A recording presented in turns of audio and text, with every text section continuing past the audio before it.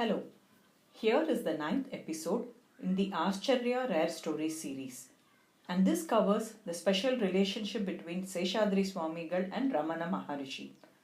Seshadri Swamigal was older than Ramana by 10 years and had also arrived at Tiruvannamalai before him. It was perhaps providential that it was through Seshadri Swamigal that we came to know about Ramana. Once, a devotee of Swamigal, Venkatachala Mudaliyar, went to take bath at noon in Shivaganga at Arunachaleshwara temple. He heard some noise coming from the nearby Hall of Thousand Pillars, and on checking, he found 5 or 6 rowdies pelting stones into the Padala Ishwara temple there. As he went closer to investigate, Seshadri Swamigal suddenly emerged from inside the temple, laughing loudly and surprising Mudaliyar with his appearance. Swamigal asked him not to be afraid and took a stick lying there with which he drove away the rowdies.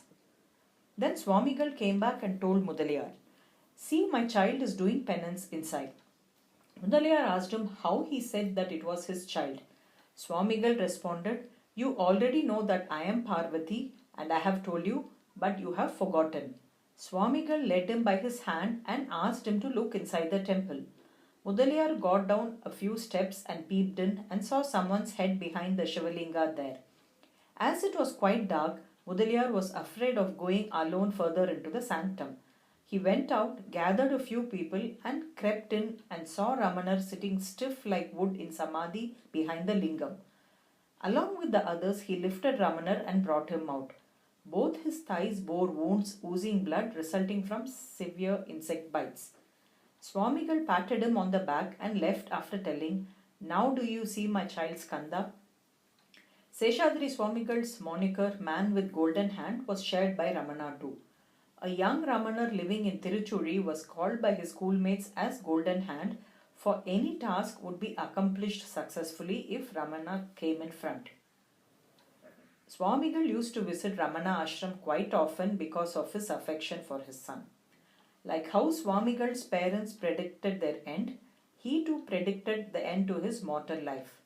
This happened on January 4th, 1929. Ramanar arrived at the place to ensure the last rites and rituals were carried out appropriately. The story between Ramanar and Seshadri Swamigal perhaps came a full circle with the publication of this book, Seshadri Swamigal of Tiruvannamalai. The book was presented to Ramanar before publication, and he said, "This book was so enthralling that I completed seeing it in 2 days." There are 12 such statements by Ramanar that make up the book's preface under the heading Golden Words.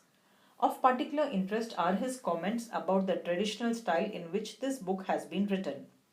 He said, "If this had been written by persons well versed in English, this would have become like a novel. This has, however, not been written that way and is written in the traditional manner." An interesting comment because many of us would fall in that category of people well versed in the Western style of reading and thinking as opposed to the traditional Shastric way. The author explains this difference.